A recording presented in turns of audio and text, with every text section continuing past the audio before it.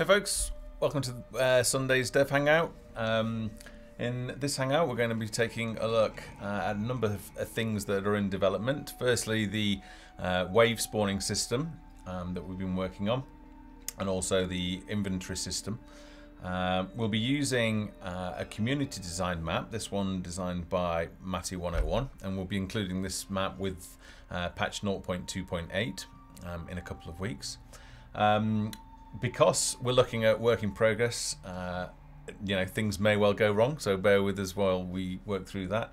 And also we might take a little look at how what we're doing to set up inventory items at the moment.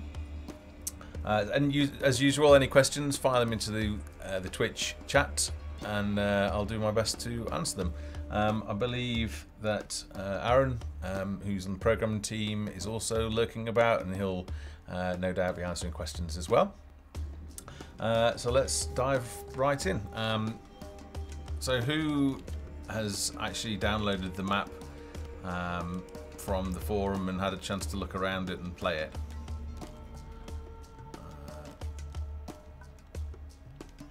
That's interesting. I wonder if my chat's actually working. So Matty101 has created this great looking map.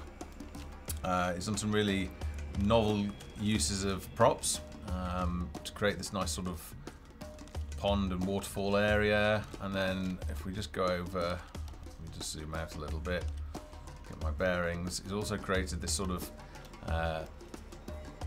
necromancer's lair, using all sorts of props in interesting ways, so like combining bridges and stuff.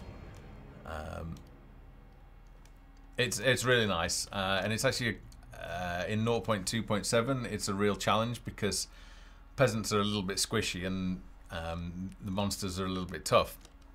Now that's interesting. It appears some trees have got something slightly wrong with them.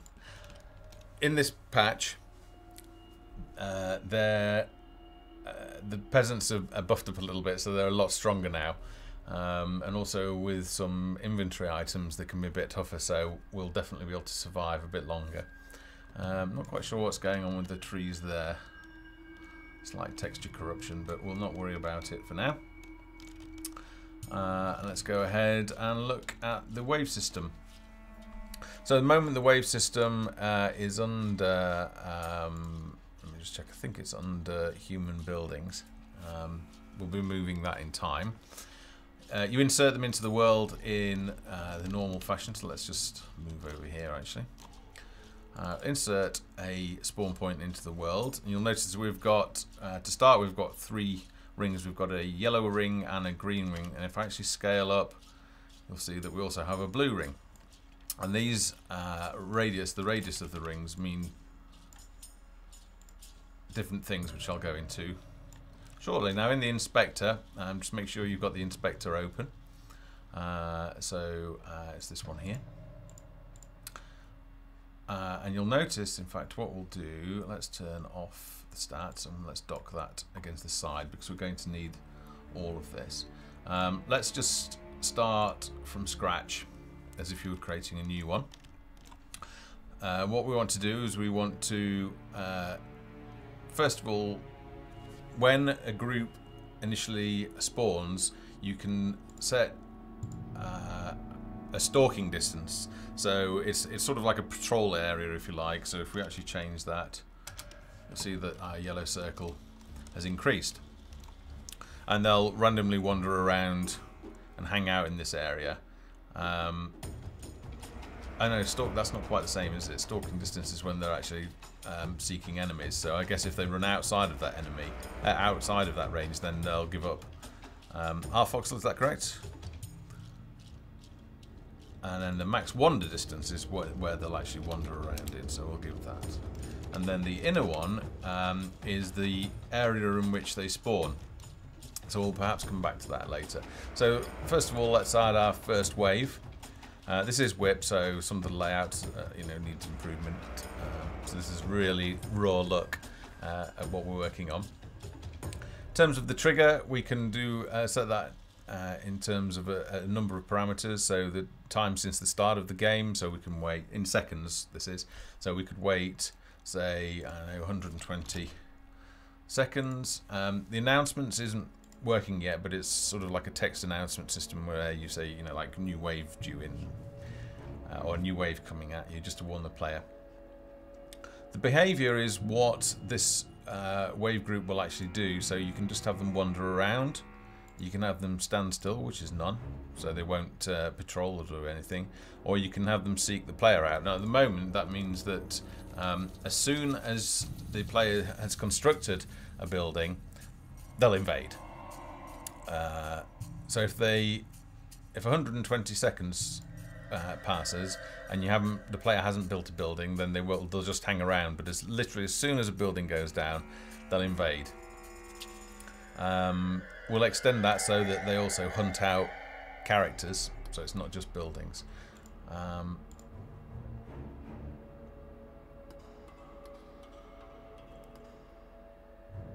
Yeah, so Harfoxel's just confirming that outside the stalk distance, which is the yellow one, the yellow circle, they'll give up following an enemy. So let's say that they're here in the epicenter.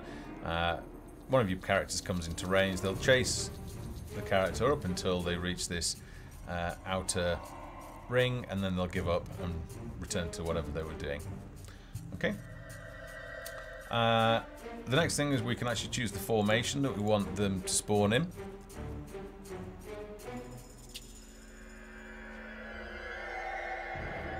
Okay, right. Let me see. I can't really move that, so what I can do is I'll just move that over here. Apparently the webcam's blocking. Actually, what we can do is we'll turn my ugly mug off. Just bear with me a second. There we go. Right. Hopefully you can see the full inspector now and the webcam isn't hiding. Okay, so back to the formation. So we've got circular, we've got a pyramid with the first character being at the front of the pyramid. The second one they're in the middle, so they're surrounded almost like bodyguards. You have a column and then like a general at the front, and then sort of a random scatter as well. Right, so the next thing to do is define which monsters we want to include in this wave. So this is the first wave that we're going to be generating in the game. So we click on Add Group. Then we set the type of creature that we want to be spawning. Now, as well as spawning monsters, we can also spawn reinforcements. So we'll set that up as well, because otherwise we'll get wiped out with just one guy. We've got one little measly guy up here. So let's say in the first round, let's keep it nice and simple. So we'll say that we want some spiders to go, and we want, not quite sure what's going on there. We want 2 spiders. Health multiplier is if we want them to be tougher, so we can maybe, I'm presuming that 2 will be 200% or double the health. And the spawn points I'll come on to next, but we can actually duplicate this object. So this one would be spawn point 1, and then if we duplicate it, it remembers the fact that it's all associated, and then we'll have spawn point 2. So we could have, you know, spiders generate here, and I don't know, some skeletons or whatever generate over here, but within wave 1. But let's keep it simple for now. So for wave 1, we're just going to generate 2 spiders. Next up, then we'll change this so that time since the last wave. So we've got 2 spiders. I think they'll get squished fairly quickly. So let's say 30 seconds afterwards. We'll tell them to seek the player. Formation I'm not particularly bothered about. And then in this one, let's send 2 beastmen, and we'll also add another group, and let's send some war pigs. So go to grassland animals and choose the war pigs, and let's have 3 war pigs. Okay. I'm just going to save, because this is work in progress, so there is a risk of it going wrong. So let's just save that as V2.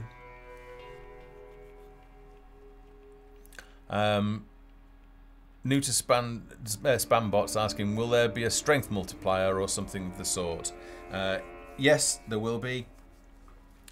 This is very much sort of a working prototype, first pass, and then once we're happy with the model, then we'll introduce additional tweaking so that you can decide, all right, maybe I want this person to be a captain. I don't know, maybe give them some special weapons. Then we've got to think about loot and those sorts of things and how it ties in with questing. So it is really a first pass at the wave spawning system. Okay, so we've saved that. So I was talking about duplicating it, so I've got it selected. I'll go up to the duplicate option. I could use the keyboard shortcut of Control D, but I'll just duplicate that up now. And then let's move that over here, and that then becomes spawn point 2. So let's have the war pigs spawn from spawn point 2, and the beastmen, two beastmen will appear from spawn point 1. Oops, let's just lock those. Okay, and then I talked about. Let's just save over that. I talked about reinforcements, so let's put some of those in as well, and we'll have them just wandering around aimlessly.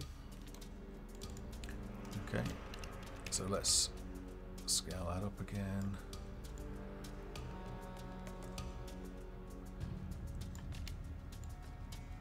And let's say that 10 seconds after the game has started, we'll let them wander.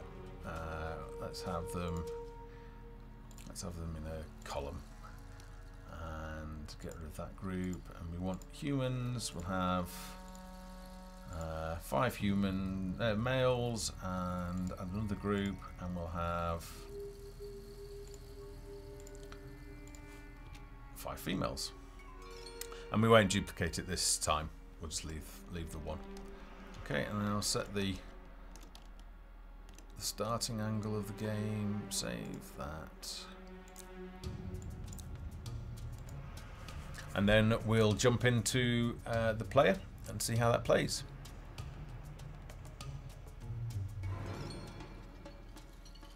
Okay, apparently the stream is lagging quite a lot in Europe. Not much we can do about that. Just factor in the fact that if I don't see a question, there is a lag. Okay, so I'm just going to quit out and jump into the player.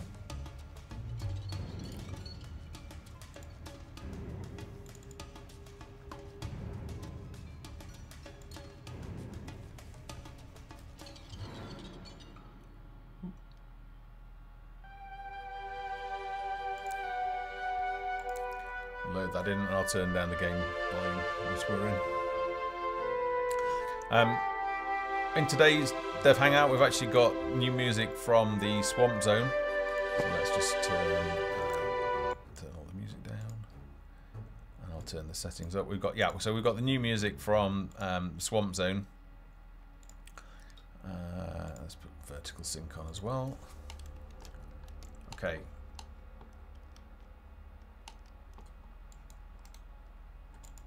That's spawn.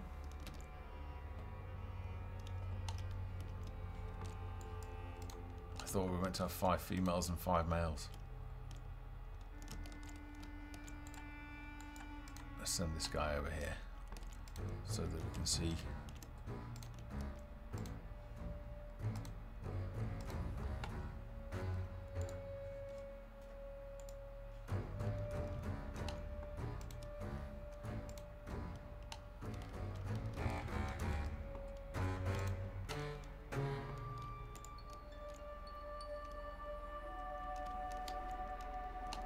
Now, because we haven't built a building, they should just stand around.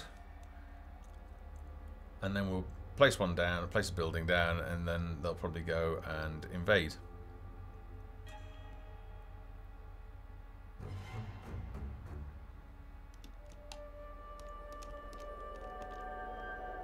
I did load the right map, didn't I? Ha. This is what happens when you get you test work in progress code.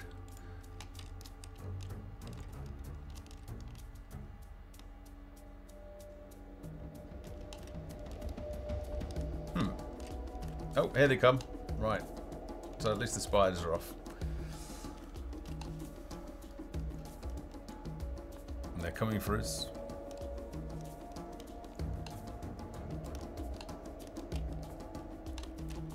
So we should probably get busy and build a couple of these. See if they can build it in time. Maybe we can get a little bit of extra population. They are going to start attacking my building. Oh, crikey, they are actually going to take it out. I better get some of these over. No, no, no, don't repair. Fight. Oh dear. I've got a half-constructed one, so I'm safe for now. So I was saying that the peasants have received a bit of a buff for this particular build. We'll be balancing it a little bit more for 0.2.8 as well, because Matty's map is doable, but it's tough. So you see they are getting damaged even against 2 spiders. So let's, I wonder if those beastmen have appeared yet. Okay. Right, so they're returning to work. Come on, you. You can get back to work as well.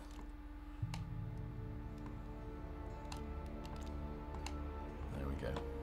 We've got a lot of building to do before those beastmen come. We need some more folks.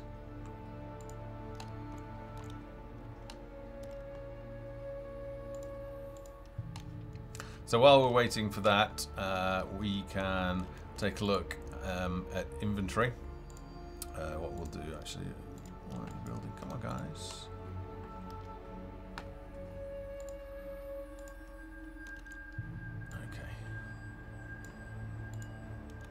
I think there's a work priority issue.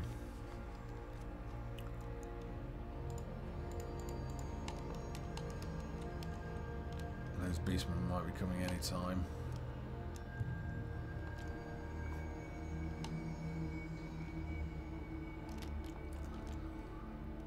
I'll keep an eye out for them. Let's keep building.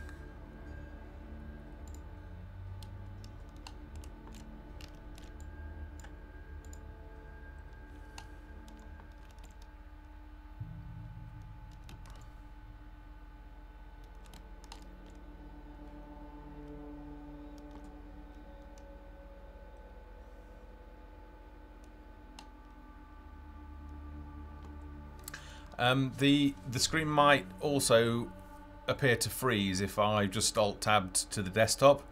If I just need to move some windows that is obscuring my Twitch chat or anything like that. So it may appear that it freezes, but it's not actually the stream that's freezing. It might be that. Come on, build some more.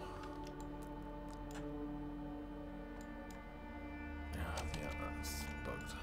Maybe they'll build that in a bit.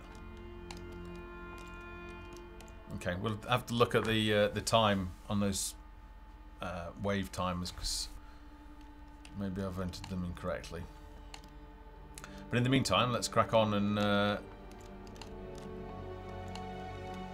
see if we can't get some population coming. I'm not quite sure why it says 14 or 20. Oh, right, well, we were starting to get some more population now.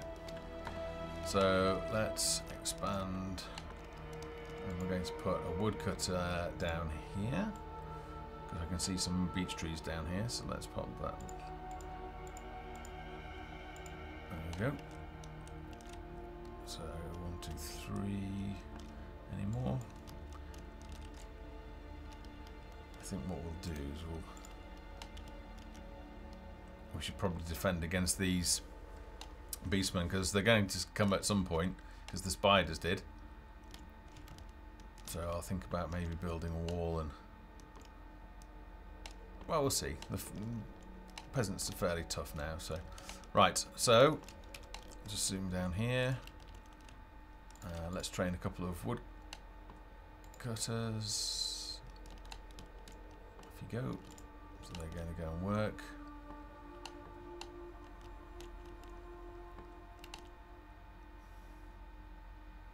Alright, we've been changing the... this should be interesting because we've been changing the equipment that they're holding. So I was talking about loot, so let's open the character sheet and the inventory. You can see that they've got just well, it's pretty much a normal axe, so let's just go and find some of the different axes. There we go. So let's give them one of them heavier axes, and it should. Where did she go to? Is that you? No, you've got. Let's give you the silly axe then. Yeah, you see that she's now got the silly axe. So although the pivots are off on the weapons at the moment, we have got it so that you can change weapons in their hands and that they'll appear. I'll try and show you here. So she's currently got nothing, but if we give her an axe, at the moment you can give any character any weapon, so that won't actually apply in 0.2.8. So I mean you can give her like a City Watcher's halberd as well. Let me see if I can go there. Let's keep her at the side there, and let's swap out some items. Let's give her a staff. Yeah. So as I was saying, some of the pivots are off at the moment, but we'll be fixing that. Give her an axe. Give her one of the monk's staff. Give her, I think that's a royal halberd. Particularly meaty looking item. A broken bottle. And you'll see that her animation sets are changing as well, depending on what she's got equipped. So I'll give her a cleaver. Oh, she's off. Right. Perhaps what we should do is build a barracks, and then because they won't go off and do work, so let's perhaps work towards that and come back for that. But we've also started adding in chests as well, so we'll go into the editor and drop a couple of those. Still very early, you can't actually edit what loot is in the chests, but it's the start of getting all the sort of components of questing and rewards, questing for loot in there. So let's build another woodcutters. Do it down in this sort of nice little area here.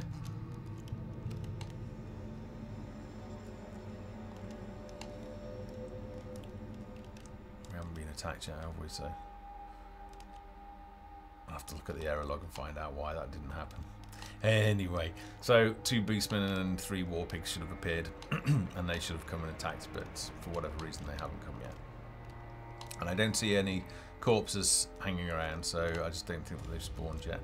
Alright, so I'll grab 2, train those. Oops. Oh, yeah, I've done that.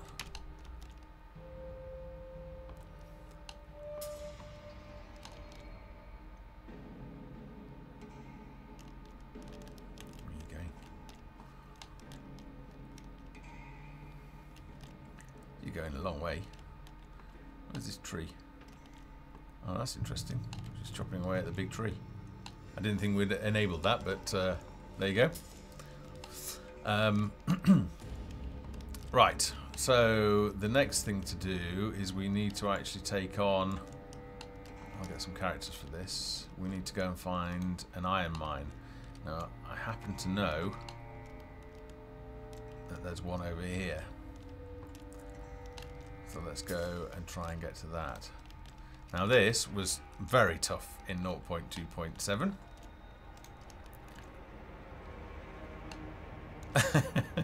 Yeah, deal. New to Spambot saying that woodcutter will die of old age before felling that tree. Yeah, for sure. Oh, I think 2's going to be tough enough to take them out. I think there's a bridge. Yeah, here's a bridge.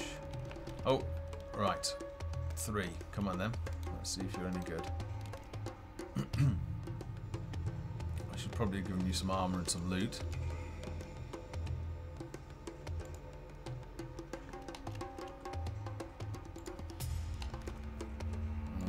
Let's see if we can give you some loot quickly. Let's use the filters. So we've actually got filters on here. So let's go. I don't know. Can we use that? Let's give you that, and then let's go to armor. That's interesting. Why is armor not? I guess I might have just edited that. Quick. Let's give you a full set of chainmail. Yay! Okay. You can be our hero. Come on. That's interesting. He's got a bow or something. Let's give him a weapon as well. So let's give him... let's see. For testing, we've got one of everything, but I wonder if you can fight with a pitchfork. Give him a pitchfork. Yep, there he is. He's got his pitchfork. Come on, militia. You can do it. You've got your chainmail on under your shirt. Let's see if you can take it.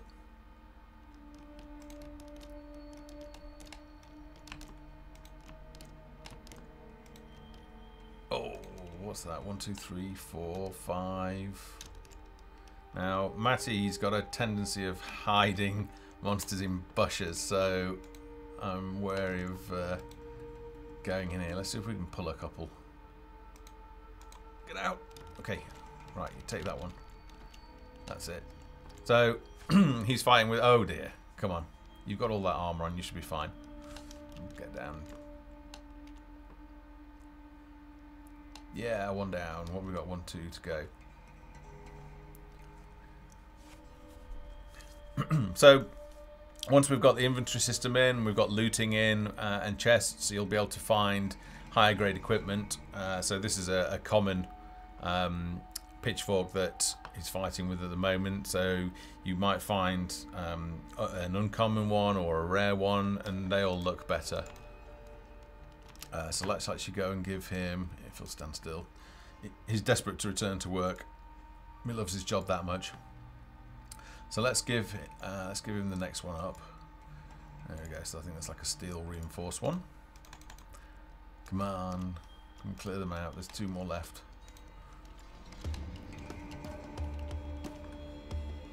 That's it. We can also, in the inventory system. Oh right, okay. Matt is saying that he turned off firewood production to stop them returning to work, which is probably a good idea. Although,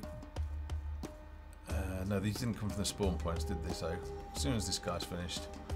Alright, so then, alright, combat's over, you can go back to standing around. Let's turn that. So, to turn off firewood, we need to go to each one of the woodcutters. And at the moment, the production of the building is split between wooden planks and firewood. So I can turn off production of firewood. I'll do that in both my woodcutters' huts, and then now they shouldn't want to return to collect firewood. Anyway, now that we've got one of those corrupted trees, so now we've got this mine. Let's actually build. Let's see, can we build in there? We're still within the radius. Yep. Okay, let's plonk that down there. Now this guy, being a peasant, should go and actually start work, and we should... It's quite a long way away. I don't know if they're coming the back way. Are they coming the back way? No. What's he doing? Looks like he's still collecting firewood. What are you doing? Oh, I guess, yeah. Because I've actually, if I look in my stockpile, there's probably firewood. Yeah, there's 260. So until I get rid of all of that, they're going to keep going to get firewood. So not much I can do about that. We've still just got the one guy building on there. I think we should really build some more cottages as well. Get some more folks. Put one there. Because we're going to train up all these people. Come on, you. You can come and be a blacksmith.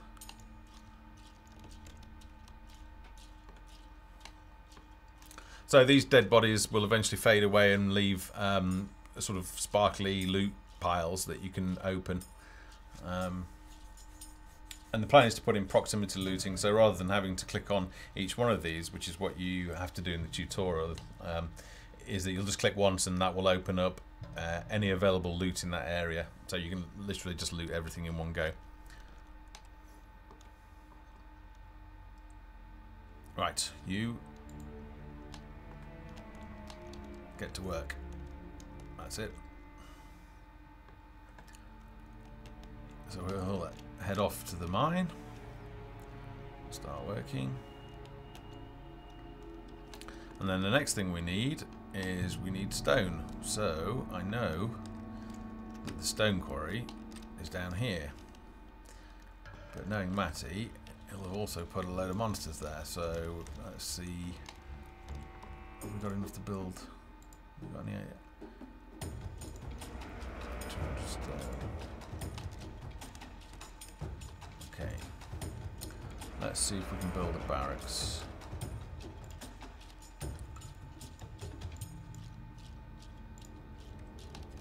And then we'll train one of them to be a city watch. You sure I'm turning off? I've turned off production of planks. Let me have a look. Oh, you think you're right? Yeah. Tooltips, Aaron. Tooltips, come on. You can't blame me.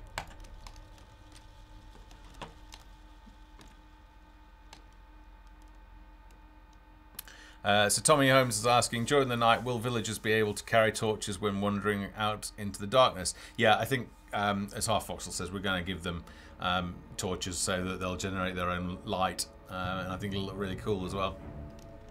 So that's certainly something that we want to try out.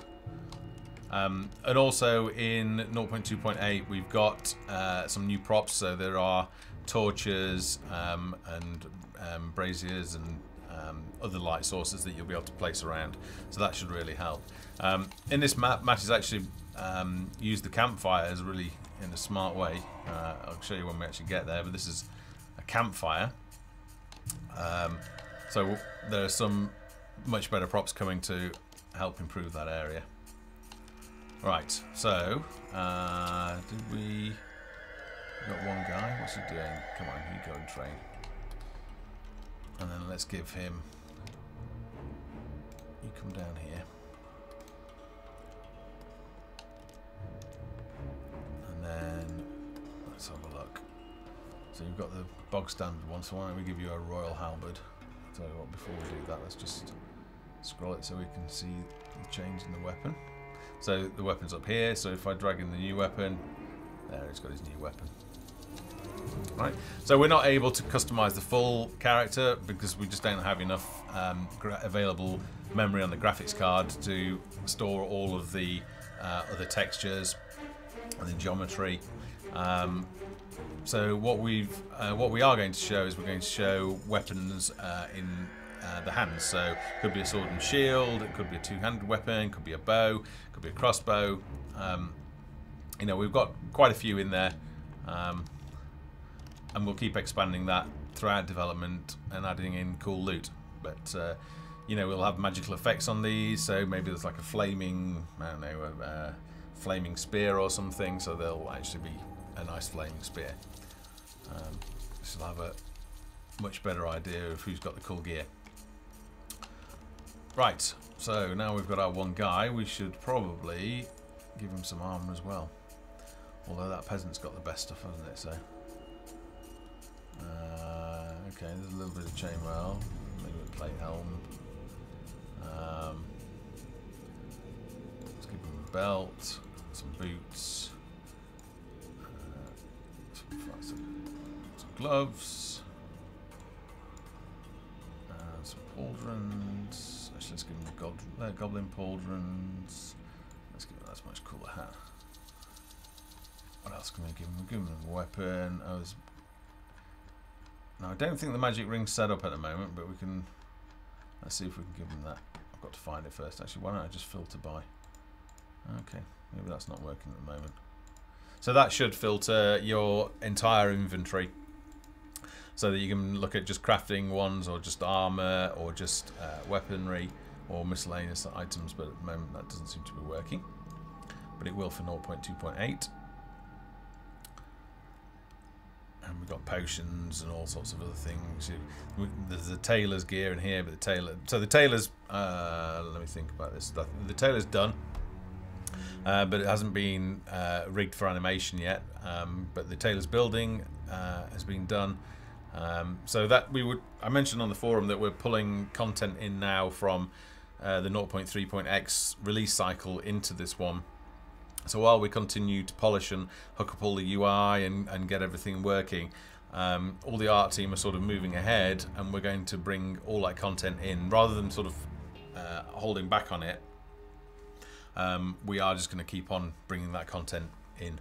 So when we do officially announce that Sandbox is available, then the game should have loads of content in it, and possibly a fairly full economy. With lots more building options. Right, so let's go. Let's see if he can survive.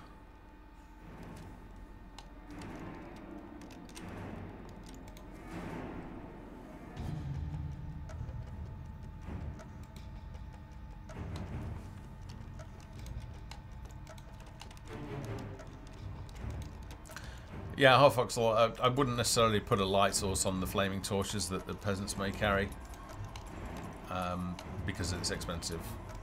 Things might go crazy. So yeah, here we go. Look, there's Matty hiding a guy. What? What? Oh, I must have set up the loot item incorrectly. Oh god, I better hurry up and give him a. Where is it? Where is it? Yeah, I must have set that up incorrectly then. There we go. Alright. So I'll have to check that Royal Halberd to make sure I've set it up correctly, because he wasn't fighting with the correct animations. And I'll show you in later in this stream how we're actually setting up those and associating the inventory icon with the actual 3D object and setting the parameters on it. And we'll have a look at that. McCaw45 says whoever is doing all the 2D icons for this game is freaking good. That's Jen. Jen's been with us for quite a while now. She's doing a really sterling job. Produces really high quality icons. You know, we've said this all along. We're not a developer who will cut corners. You know, icons are a prime example where you could just draw in MS Paint or something, any old rubbish. But for each icon, you know, we paint at 512 pixels by 512 pixels, and then we scale down. So we've got the option of, you know, at a later date, if we want to make the icons bigger or something, we can do. But yeah, it results in some very beautiful, some very nicely painted loot. Jen does, apart from some concept art, she is exclusively on icons, so she's, yeah, as I say, she's doing a great job.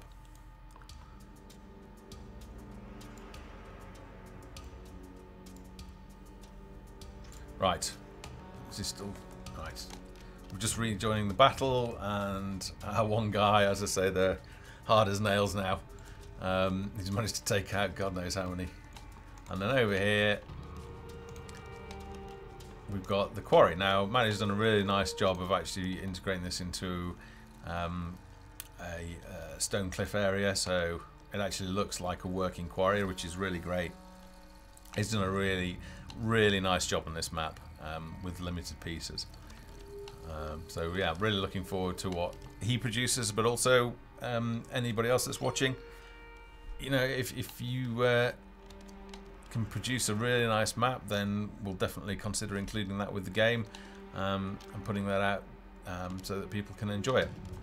Eventually we'll be adding something like Steam Workshop or something similar, where you'll be able to actually upload all of your maps and your entire worlds and characters to share them with the other community members so they can download them and play them.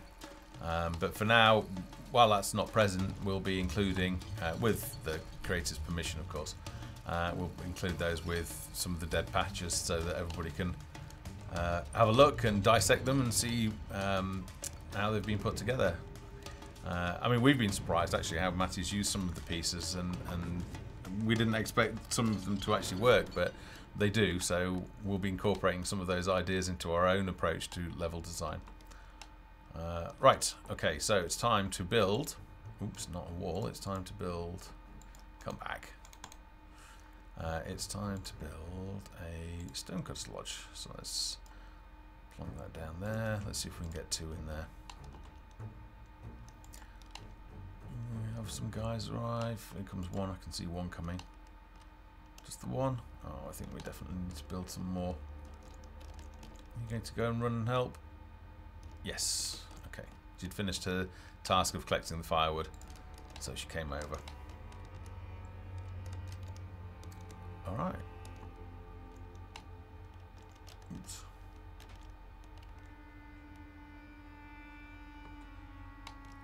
Now, did I clear this out?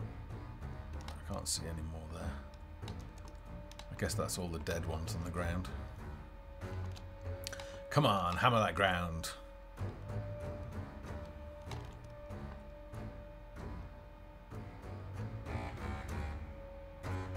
So the music that you're hearing is for the Goblin Swamp. So it's slightly mischievous, slightly eerie sounding, but not evil.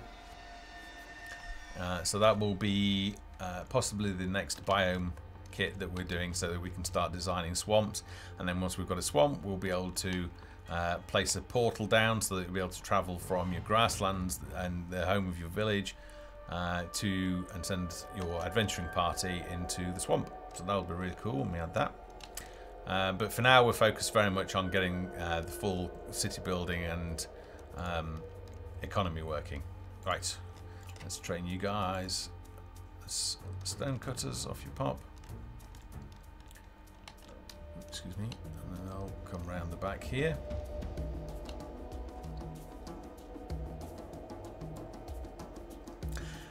Tommy, I was just saying that the City Watch didn't look like he took any damage when he was fighting. Well, I'd given him plenty of armor, and also they've got that buff, so you know they're tough as nails at the moment.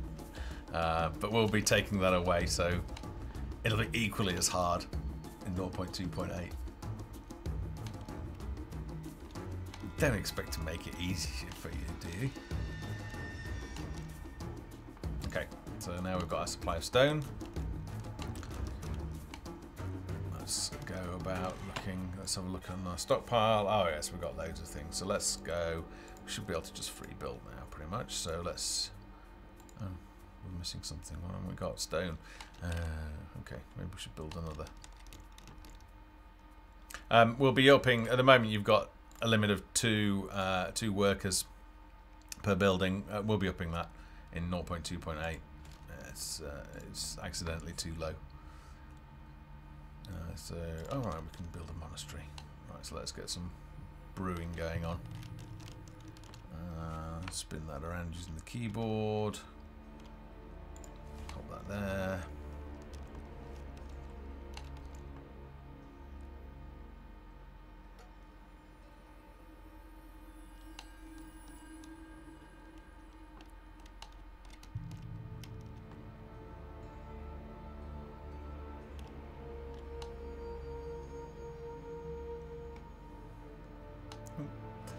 It's night time, and let's get some bee yard down. So I'll put 1, put 2 of those down. We should also start thinking about more cottages. Let's get them in there because we need more population. Everybody's busy working. You guys still working?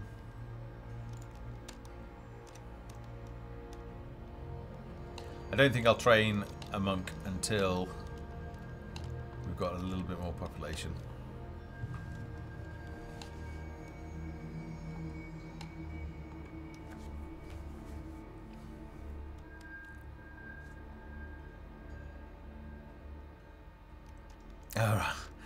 Foxel saying that each piece of armor reduces damage by 80%, so yeah, it's pretty much invincible when you've got that much on.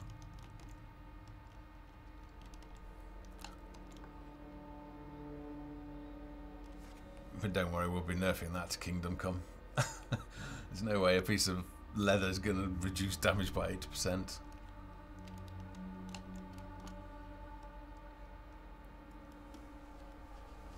And it actually makes it easy for me to be able to show around this map.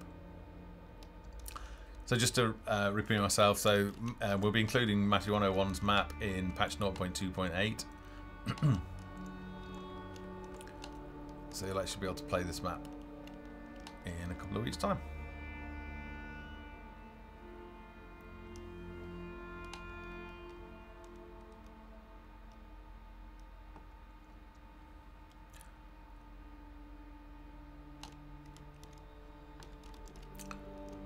It looks like Foxel's actually fixed the spawning bug while we've been streaming. So that's, you know, where the beastmen were meant to appear, but they didn't.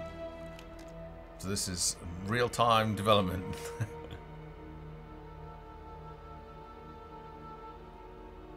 McCaw45 is asking, would you say the main inspiration for this game are all those German economy building games like the Settlers and Culture series? I've been playing games since the age of 8 and I'm now 40. So what's that, 32 years of gaming, during which time I've played you know, a lot of strategy games, a lot of city builder games. So it's and I've also created one before. This isn't my first game. So in terms of inspiration, I mean, there are going to be similarities, but I worked on a game that was kind of like that. I think it came out around about the same time as Settlers 1, so I think where the inspiration comes from, it probably predates some games like that. I guess in terms of the community, they've made comparisons with like the Guild 2 and Majesty 2, some like with Warcraft 3. I think there's a game called Hinterlands, is it? I can't remember. There's got some similarities. I mean, there are a lot of games in this genre that, and we're sort of trying to cover more than perhaps they ever did.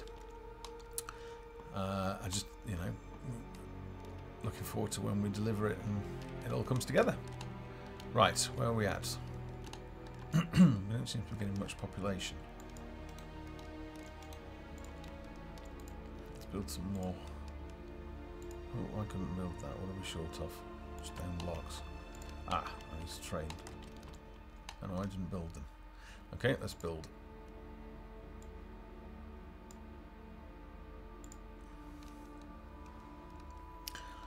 I've not even seen the Culture series. I mean, what's it about? Is it 3D? Is it 2D? I've no idea.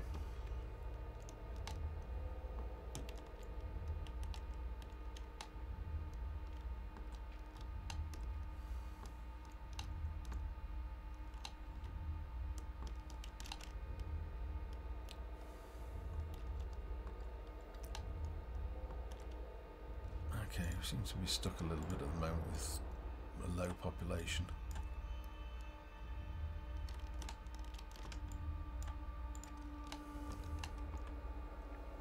Oh, right, yeah, of course I can bring the webcam back.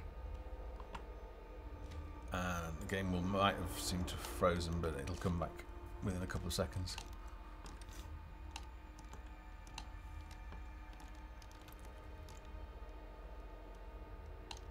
I might start getting increasingly red because I'm in the top of the house and there's no windows open to reduce the noise.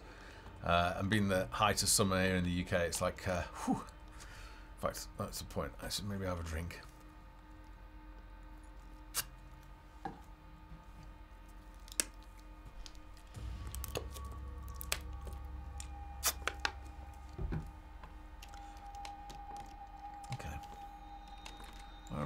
population. Oh, Foxel, do you want to have a look into that as to why I'm not getting anybody spawning? I've got plenty of population capacity.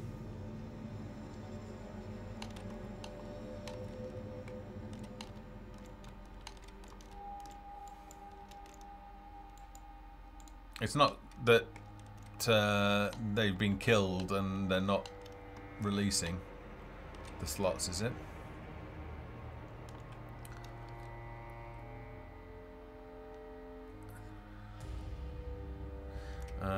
Matty 101's asking, is there a reason for the blocks in the corners of the larger buildings? The blocks in the corners. Inside that. Like these foundations here. There's going to be a lag now, so that's going to take a while to show up. I'll come back to those when it's answered in chat.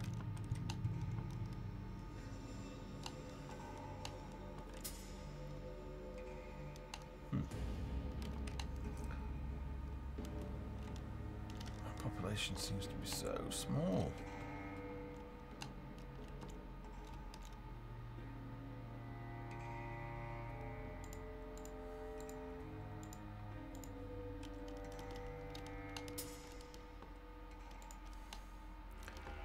You're not going to get very far on your own, are you, little man? Well, let's try and up a monk and see if we can get some more. Mr. Monk will go set to work and start collecting honeycomb.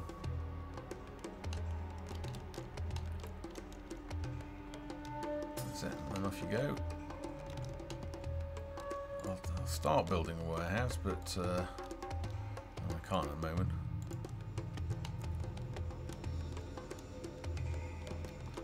Like the stone that's on the outside of the placement. Oh, right, okay. So here we've got the stone cuddle lodge. Yeah. Do all of them have those? There might just be a relic from.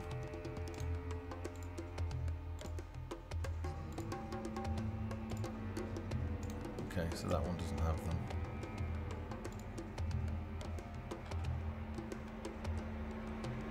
Then that one has them. What about some of these?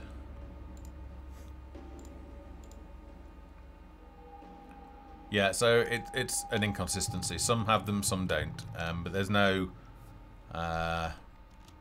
reason for them, other than that, you know, they mark the extent of the boundary. We've got one guy there. Oh, did we have a population growth? Alright, let's maybe build some more. Let's build a path.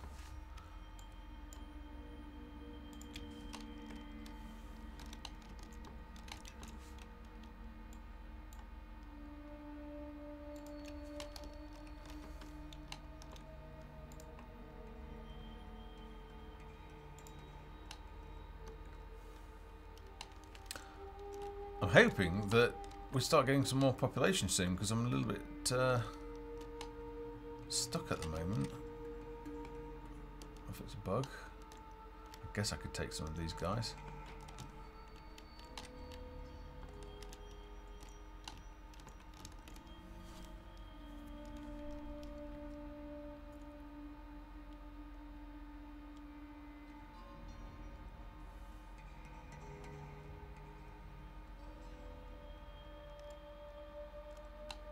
Are we going to get anybody else?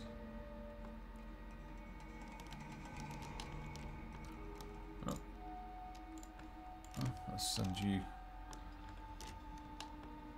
train you up as a stone cutter, since we seem to be a little bit limited in stone. Yeah, we've only got 51 at the moment. Let's just see, yeah, 51.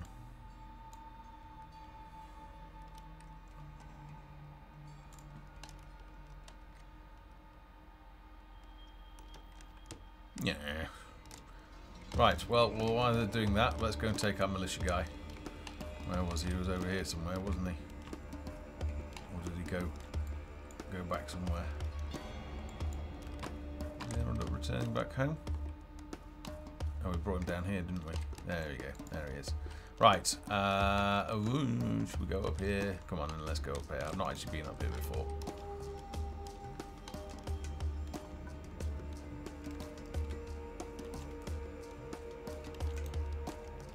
Let's go and see what's going on.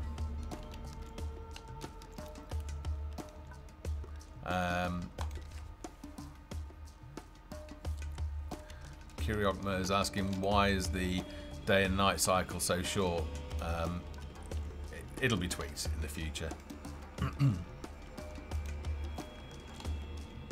Oh, what is invincible? So let's go and take him out.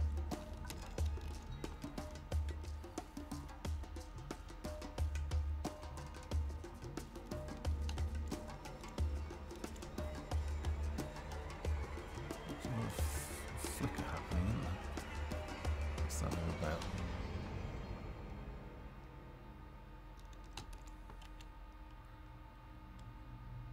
I'm sure I've got something running that could be. Let's move them.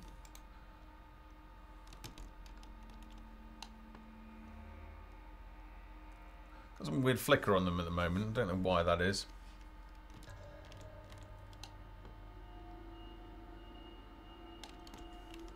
Alright, I'll tell you what we're going to do, because he's invincible. Let's go and get all of them.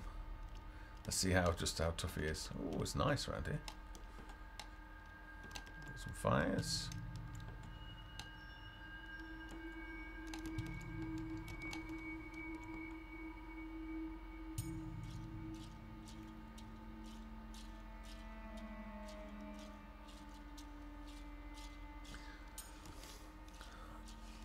Oh, so he's not. He's not getting wounded at all, so we can leave him to kill everybody. Let's go and actually go and get all of them. Come on.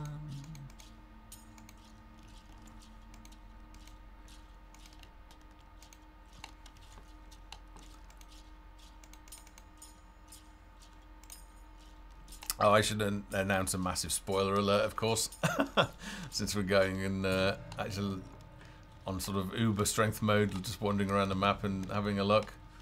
I'd quite like to see daytime here, though.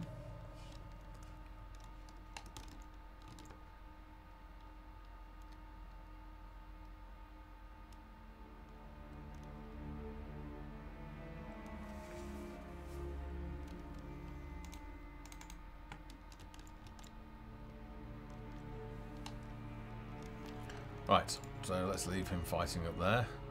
Let's see if we've got any more population.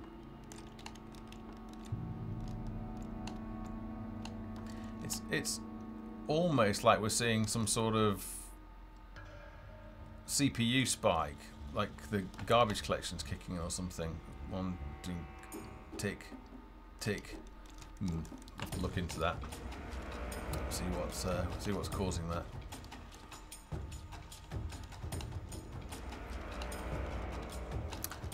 McCaw45 is asking, is it planned for sandbox maps to be winnable, or will monsters keep spawning? Will monster spawns keep coming and scaling strength as the player progresses further in the tech tree? So at the moment, with the first pass of the wave system, obviously that's finite. We want to be able to. I want to put in some sort of mechanism where it can just keep. Maybe looping, or we'll scale up. It's something that we're going to be looking at, because obviously that needs to continue, and then ultimately you'll be overrun.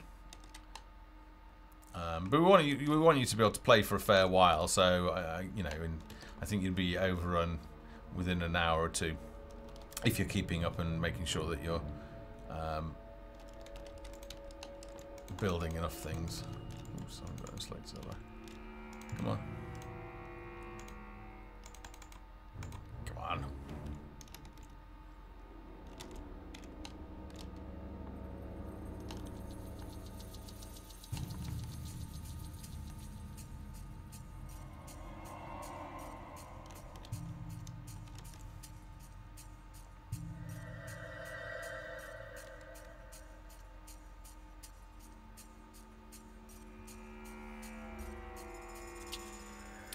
Tommy Holmes was asking, will the Beastmen eventually use the javelins on their backs?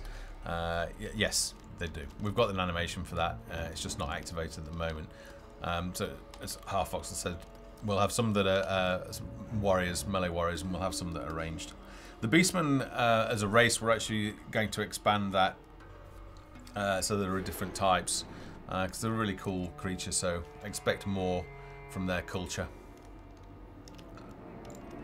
So let's go and see if we can get another fighter to speed this process up.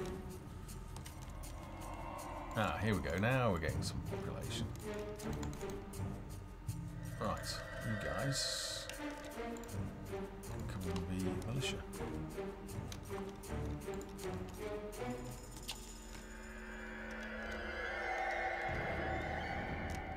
And while we're doing that, let's build some other things like let's put down a hunting lodge. If we can we fit that in there? Yes, we can. Right, where was our militia guy? We should probably equip him up.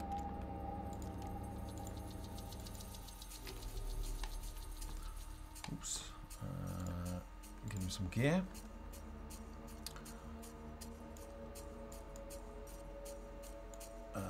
So let's give him, I don't know, that's a helmet, isn't it? Give him the goblin leggings, that's goblin helmet, goblin leggings, goblin gloves, the goblin boots, and then give him the shield. At the moment, we've not implemented. At the moment, he's got a double-handed weapon, and you know he's carrying a shield. So it's still early days, but we'll be putting that logic in. So when you equip a two-handed weapon, you know you won't be able to carry a shield as well. Good. Right, you come and help. Oh no, you haven't got a weapon, have you?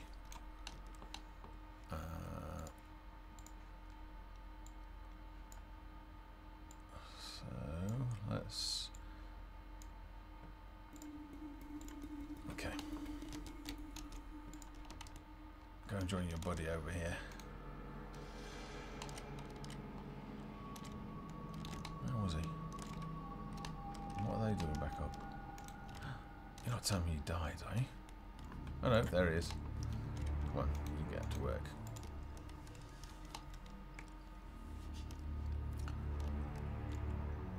Oh, I'm just going to I'll tab out and close down Unity and see what's going on here, because something's causing what looks to be a CPU spike.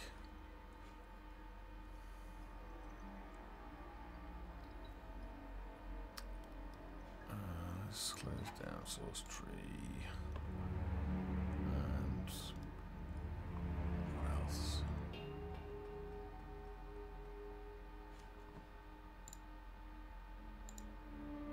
Okay. Right. I'm back. Still doing it. Oh, it's like an ugly garbage collection spike. It's going to need sorting out. Here he comes. That's it, we've got two guys now.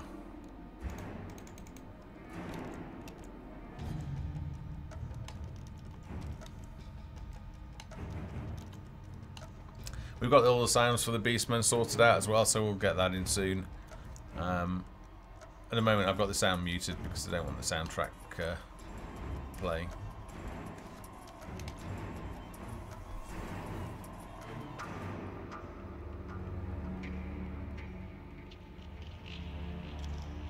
Matthew's asking, is there any possibility for a map reveal ability for endgame map progress?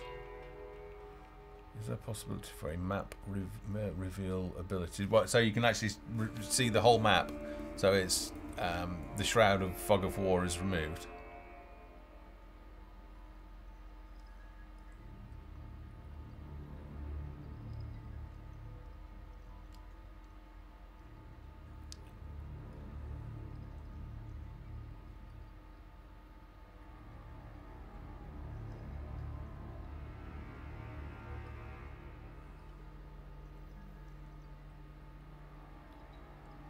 What was I? Hang on, let me just catch up on this. What wasn't I in favour of?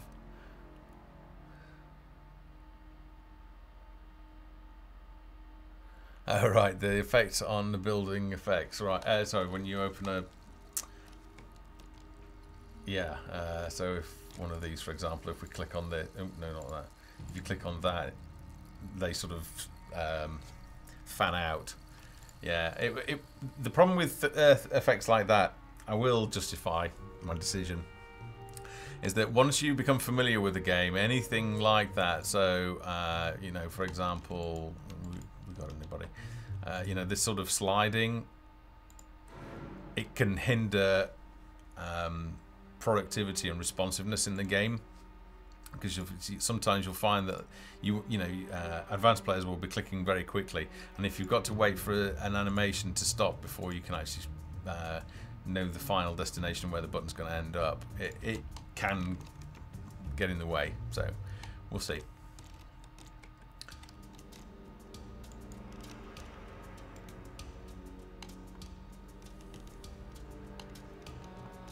Okay.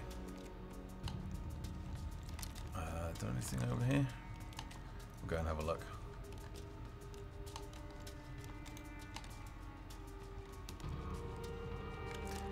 I'd like to see some more glow in this area, really, and some more lights. And move those into advanced lighting options.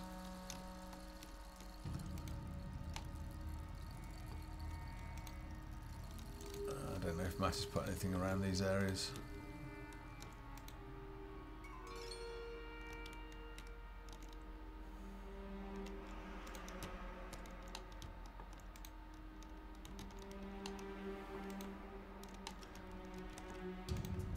Right, it's time to go and tackle the undead.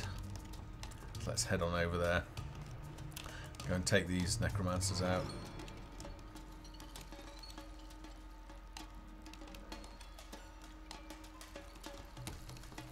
So just some of the nice things that you see in Match's maps, and also what we do is we think about how the environment would be affected by what's been going on. So, you know, in the Beastman camp here, they've had to get all this wood from somewhere, and you're actually seeing that, you know, you've got the wooden stumps there, and it just helps sell the story a bit more. So when you're designing your maps, definitely think about that.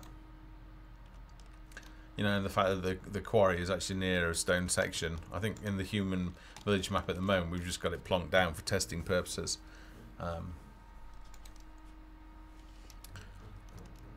What will the Beastman, Tommy Holmes is asking, what will the Beastman's voice be like?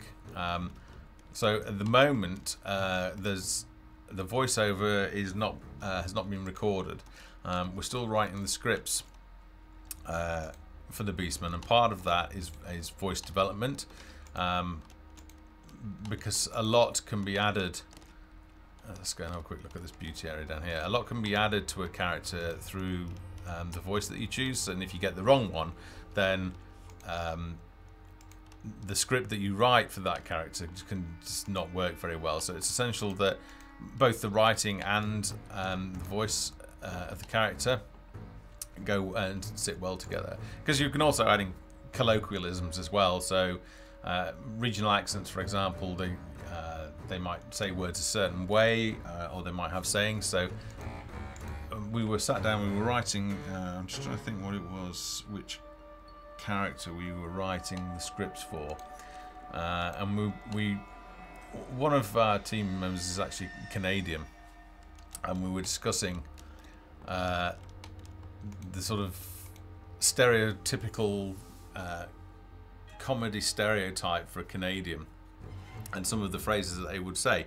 Well, if you don't have a Canadian voice, it would sit, and you chose, I don't know, somebody from Sweden, then some of the sayings just wouldn't sound right, and it wouldn't seem natural. Sweden's probably a bad example. I should choose another English-speaking nation. But so let's say if you had an English guy saying it, it just wouldn't really make sense.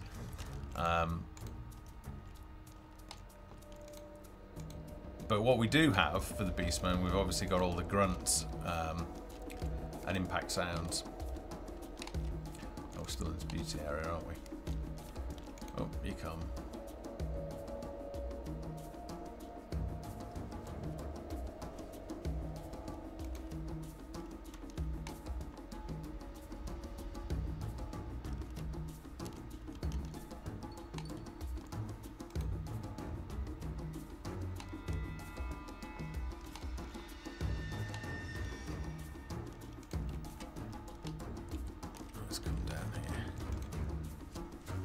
I'm just catching up on the chat.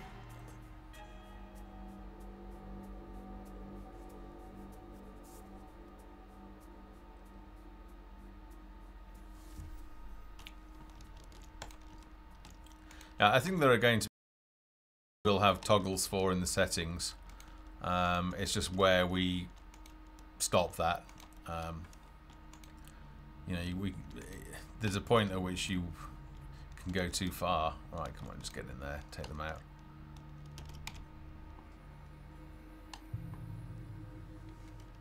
Oh, this is interesting. The skeleton's actually regenerating a half voxel. That's a bug as well, in that characters shouldn't regenerate health during combat.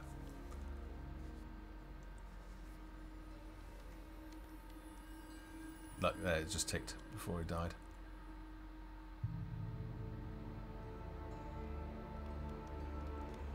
Come on, let's take this up a notch. Come on, let's come up the ramp. There you go. Let's get this started. That's the fair. So we've got 1, 2, 3, 4, 5, 6 necromancers and various skeletons. In fact, let's do something cool. So another cool thing that, oh yeah, let's get those involved as well. Another thing that Matt has done is actually sort of faked the interior of this sort of undead hall. So let's take them in here and have them. Oh, they're not actually following, are they? Come on. So it'd be really nice to put one of the chests that we just added into here.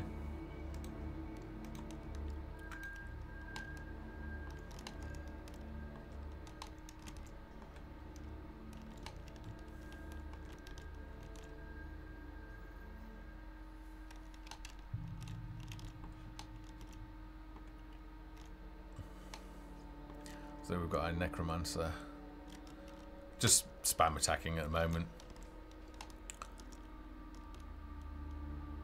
Oh, we've taken a skeleton apart.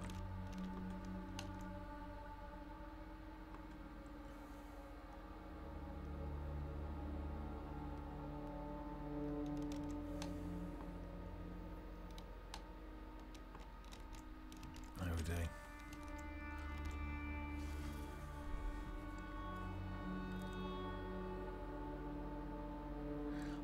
Did someone called Bethlin or Bjorn send you a voice test? No, not Nakia is asking if they sent me a voice test. I don't believe they did.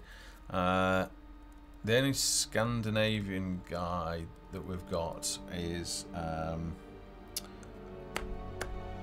did the monk in the tutorial. It's been that long since. I'd have to look up his name now. Gosh, did ever such a good job as well.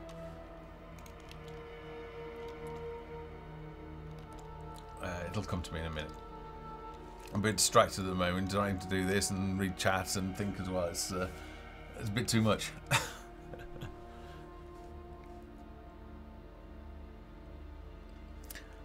Yeah, those 160% damage resistant leather armors doing great, aren't they? So yeah, just to repeat, this is not like the final game or even a public patch. This is just a test version that we've tweaked various values of to make it easier so that we can test various functions.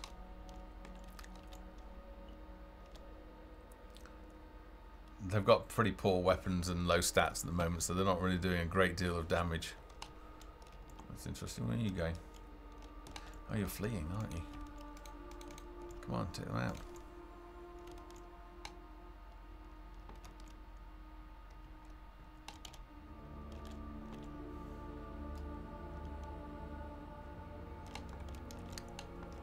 So you're seeing it laid bare, all the glitches and everything that will eventually smooth out.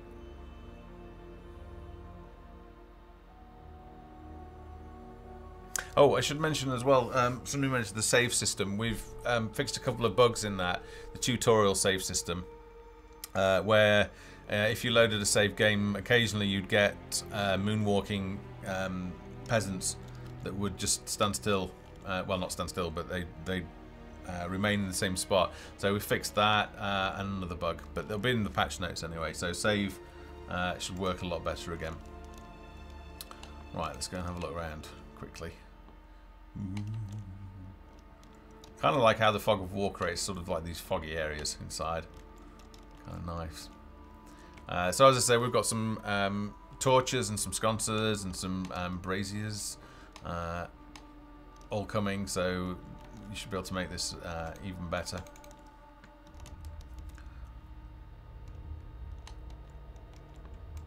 We've also got, I've requested that we have some sort of like pillars made and some wall sections. So this area that you've got here will definitely be able to get a facelift.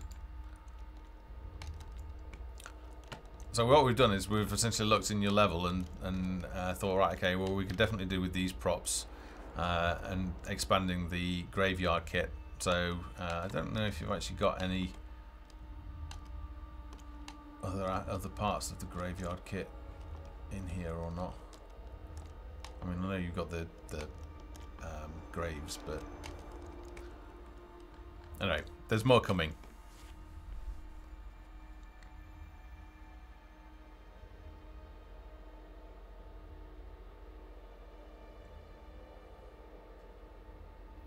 Yeah, if you play this area in 0.2.7, you download the map from the forum, you'll get annihilated in here because you just crossfire from everywhere and it's just a kill zone. It is doable, however. I've managed to do it, so it's definitely worth giving it a go. And obviously we won't be releasing 0.2.8 with all of these Uber soldiers in it. Alright, so let's go and have a look. I've not actually explored down here or up above, so let's go and do that. I think there's another beastman camp somewhere.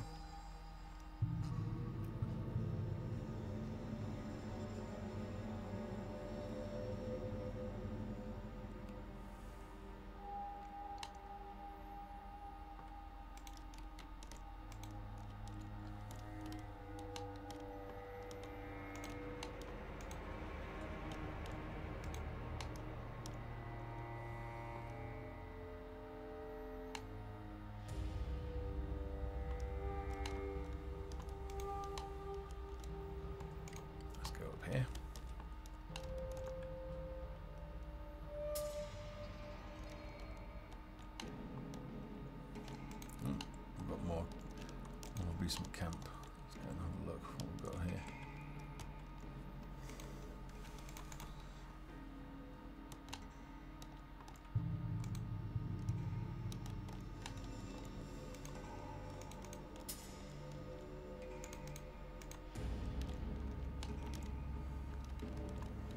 So let's see. Ah, I see. Yeah, you've made like a bigger hut by combining, scaling up one and adding in others. Oh, there's a lot more props coming for this as well that will be useful for everybody. So we've got various sort of animal skulls. I think there's like sort of kobold like sleeping areas. Yeah, I mean there's all sorts of small, useful, interesting detail.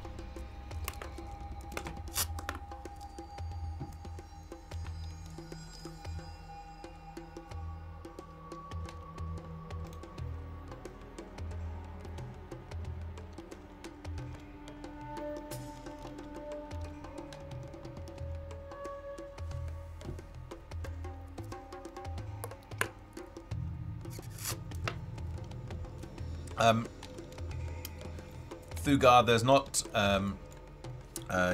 grouping at the moment, so you can't do control 1 to group units, but we will be adding that in time. It's part of the UI design.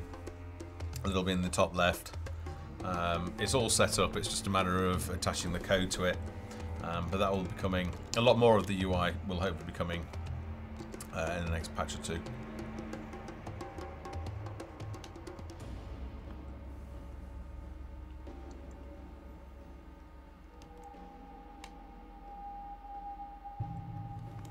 We'll jump into the editor again soon and take a look at chests. They've just been brought across from the tutorial, but they haven't had the textures adjusted, so they look corrupted at the moment. But they're functional. Alright, so they're taking care of that.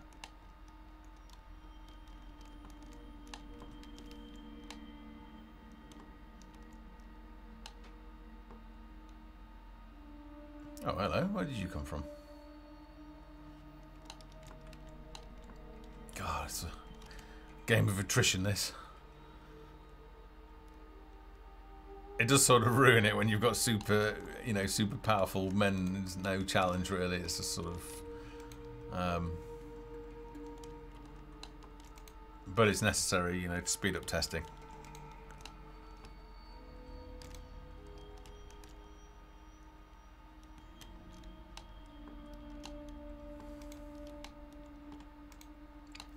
Another thing that we've been doing in Sandbox as well is trying to structure it so that it's as customizable as possible. So all of the config files are in well, the JSON format, so it's plain text. So that if there are modders out there that want to tinker, then we're trying to. I mean, we're limited a fair bit by the Unity engine. Although in Unity 5 that might possibly change, but we haven't got any info on the way that they handle assets at the moment. But certainly in terms of all the item definitions, all of that is text-based so that it can be modified. Hello.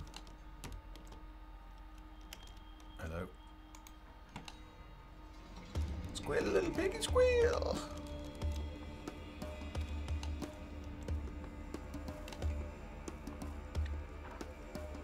Hey, have any of you guys seen that video on YouTube of the two little monkeys jumping on the back of the razorback? It's not a razorback, but it's a pig, wild pig. You should definitely check it out. It's just bizarre. I think it's like in Africa or somewhere, one of the parks in Africa. Definitely worth a look. Not very long, but it's amusing to watch. Like jungle public transport. Oh, nice. We've got a little sort of. I like that. Look at that. You see, this is what I like. We've got gentle hills coming down. Good. We've got daytime. We've got this nice sort of water area. Let's put a few extra rocks in here. It's nice. We'll be doing more optimization work as well in time.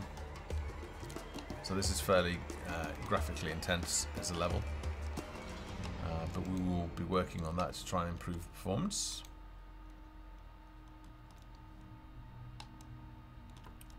I think we're pretty much done. Are we sort of clear? Let me zoom right up and have a look. Oh, hello. No, well, let's go up here.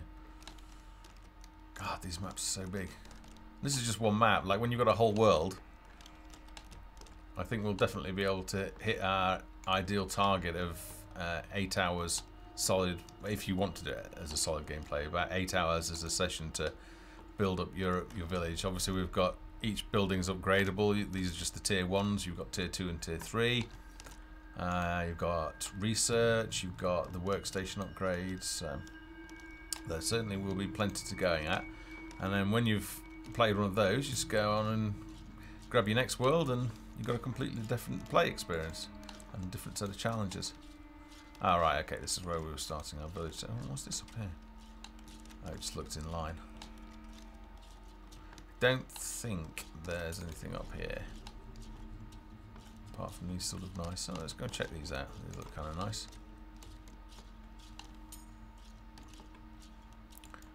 You come over here.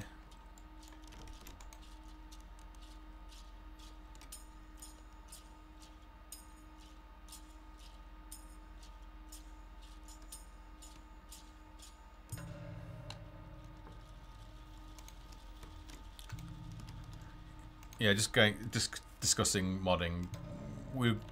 As I say, we're trying to do as many, keep it as open as possible.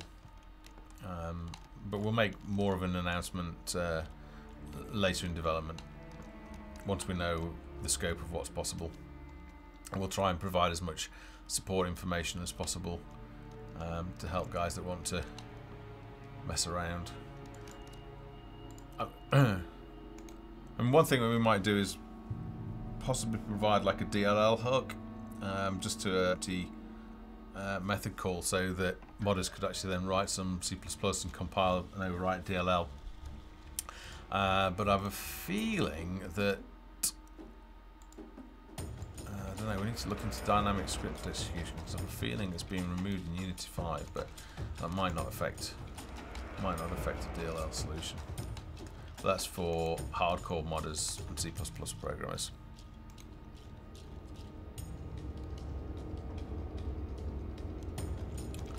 Orwood is asking, some developers are using Trello to share what they're working on with the community. What are your thoughts on that? The art team actually use Trello just to track tasks and exchange assets. Well, because everybody's based all around the world, our office is a virtual one. So I'm just enjoying looking at this this camp at night. Lovely. A few more torches, a little bit more orange glow. Yeah, that'll look fantastic. Sorry, got distracted. Yeah, so the art team are using Trello. And I'm umming and ahhing about what assets we can share with the community, and in terms of like being able to support community content, even if it has to come to us first for sort of repackaging and for inclusion in the game, and also quality control, so it's, you know, curated content. You know, I'd like to support something like that, so I'd like to provide at least one character as a reference, so that if there are any sort of character models out there that want to mess around, or maybe somebody wants to create like a really interesting looking chest, definitely up for that. It's something that once we've got a little bit more time later on, we need to give some serious thought to. But I mean, I don't think we'll be sharing the entire project, so you know, it's not like we're going to go open source or anything. But I have a feeling that we will definitely look to share some of the content as guidelines, and then, you know, maybe if we had Steam Workshop, we'll see. We'll have to talk with the engine developers as well and just see what they're doing in terms of asset bundles in Unity. We've for a long time been moaning how, you know, closed and proprietary that is as a system, and I've long been lobbying for more of an open system on that. Alright, I think we're pretty much done with this map now.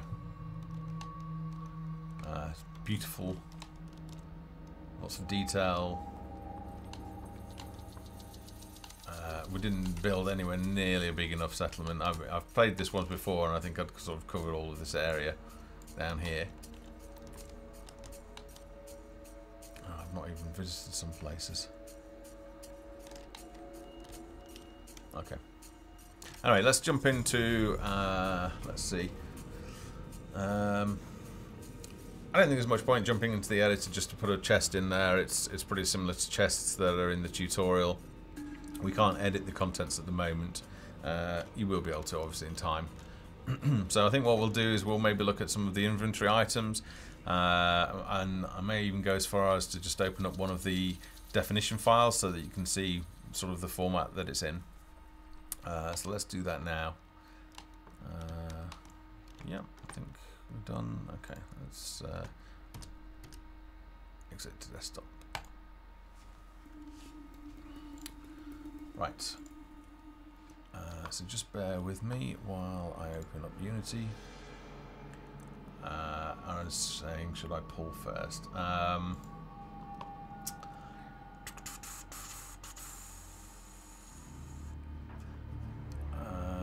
I can do, I suppose.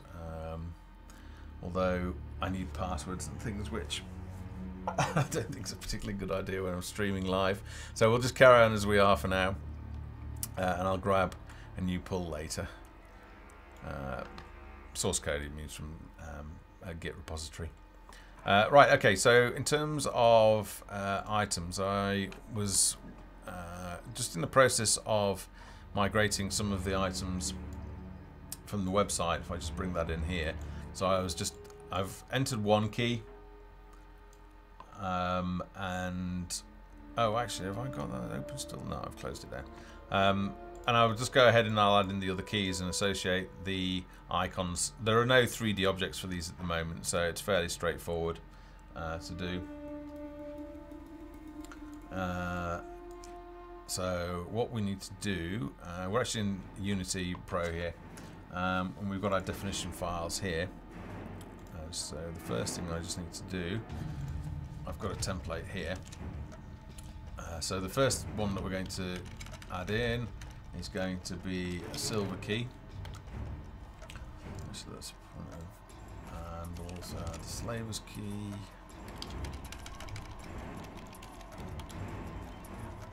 And the dwarven key. So all of the ones that were from the tutorial. Alright, so and then I mean, this is not what you guys will have to do. Actually, am I even sharing the screen? What's going on? Nope. There we go. Sorry about that. Right, so let's go. We've got the bronze key set up, so let's go ahead and change this to silver. And then we'll go and find the silver key icon. There it is. So I'll just choose that. We'll set it to common. So it's common key. Mind you, it's silver, isn't it? So let's set it to uncommon. It has no inventory class. Yeah, sorry about that. The screen was black. A slight hiccup. You should be able to see it now. So this is where it actually goes on your character. Well, keys just stay in your global inventory, so it's just set to none for now. The sorting category, so we showed that there are filters on your inventory, so you can just choose to show like your weapons or your armor. So we can define where that goes. So this is a key, so we'll leave it in MISC. And there's no prefabs, there's no 3D object that relates to this. So we can leave all of that as is. So just go in, set the dwarven key, choose the icon, and we'll set that as uncommon. It is a key after all, it's not like a skeleton key or anything. Okay, and then silver, we've done that. Slavers, I haven't done that one, have we? Slavers.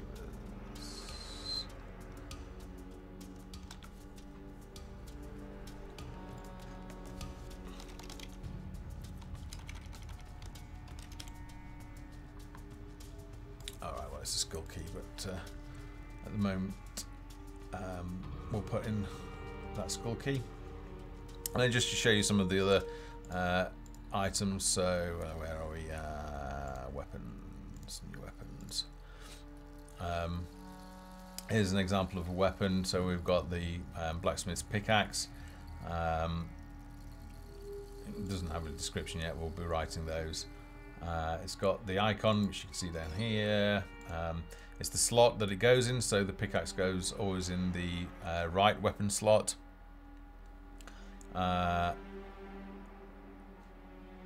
We can also have, in the case of a one-handed weapon, if the character is allowed to dual wield, then we can actually say, well, it can actually go in the left slot as well. So, for example, daggers can go in the left hand or the right hand. And again, what the sorting one is, this one actually does have a prefab attached to it, which I could find. If I let's see, it's probably actually locked. So let me just go and grab this. Don't want config data, do we? We don't want textures. We want asset bundles, props, human props, prefabs, and it's the blacksmith pickaxe one. There. So there. That's our object. It's not very big, is it? Let's try and make that bigger. We've got all of our pickaxes.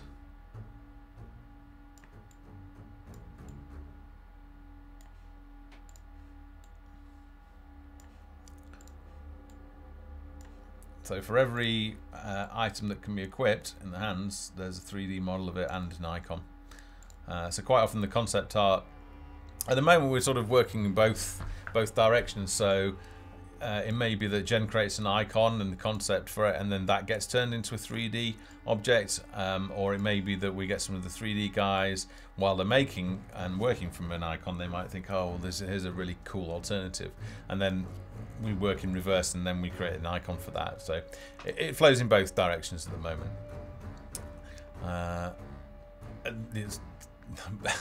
At the moment, I've got my editor set up for editing all the items, so it may look just like an absolute wall of text, which it is. But anyway, let's have a look at the item definitions. So if we choose item,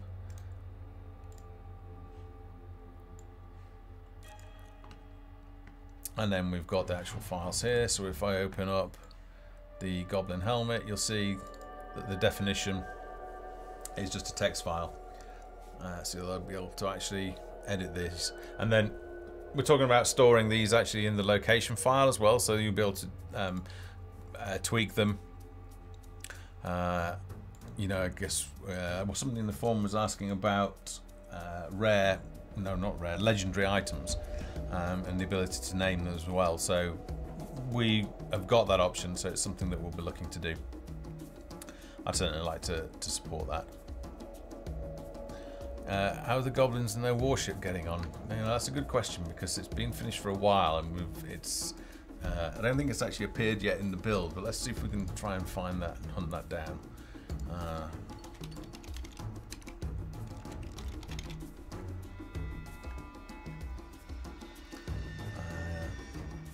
Fox, has actually been brought into the project yet?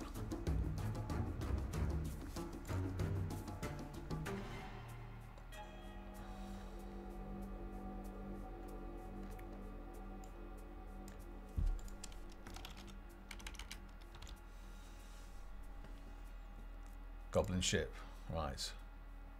Goblin ship prefab, right, okay. So where is that? Tell you what we'll do, let's go into the prefab scene.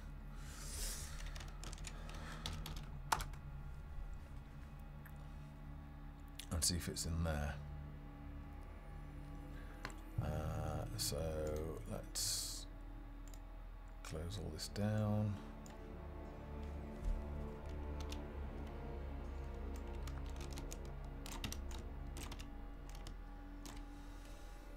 I have a feeling it's not in here. Oh, it is.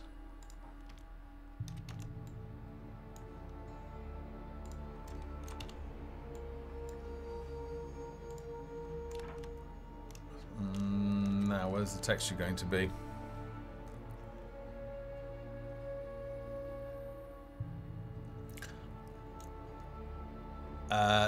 There's a huge amount of work actually, or that's gone in so far, and there's a lot more to come as well. I guess in terms of the final installation file, a lot of it's going to be cinematics, so it could be that the game takes maybe, I don't know, 2 gigs, and then cinematics might take an extra 3, so it could be like 5 gigs in total. It'll be fairly hefty anyway. A lot of content. Now, I'm trying to think.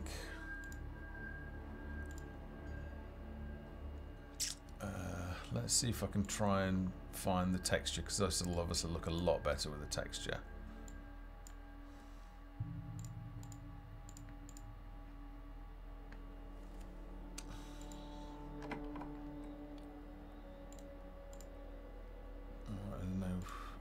No material set up at the moment, so I'll just create a new material.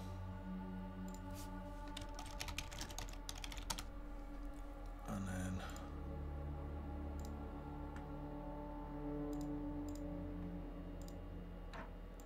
I don't know what size it is, so I'm just trying to do this quickly.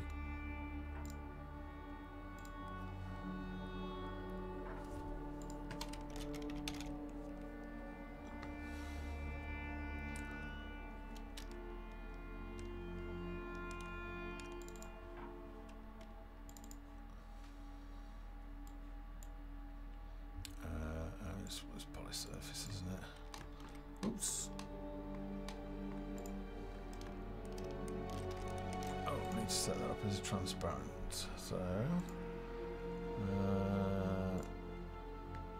just bear with me. Oops. Text. Oh dear, sorry. Textures. Let me just set this up properly. So we want density 5, and then for the material we need a shader that is transparent. So let's just change that now.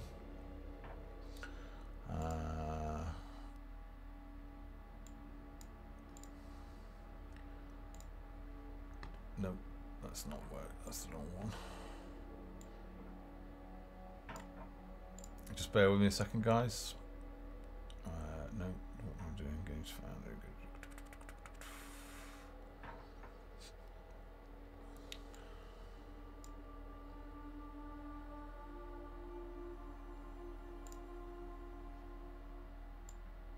No, what's? I may have got the wrong one here, so let's just go for the bog standard one. Transparent, cut out, diffuse. Maybe the texture's not set up properly. Maybe the texture doesn't even actually have alpha in it. I'd have to look into it.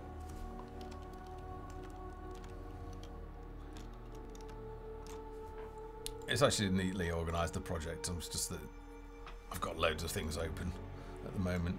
But anyway, so these grey areas are transparencies. You can see they're on here. But yeah, so it's done. It's ready to be dropped in. It just hasn't been done yet. We've got some transparencies here as well, so it's all ready. But yeah.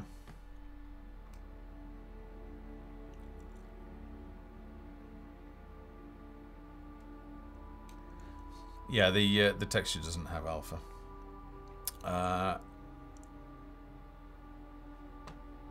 Right. Okay.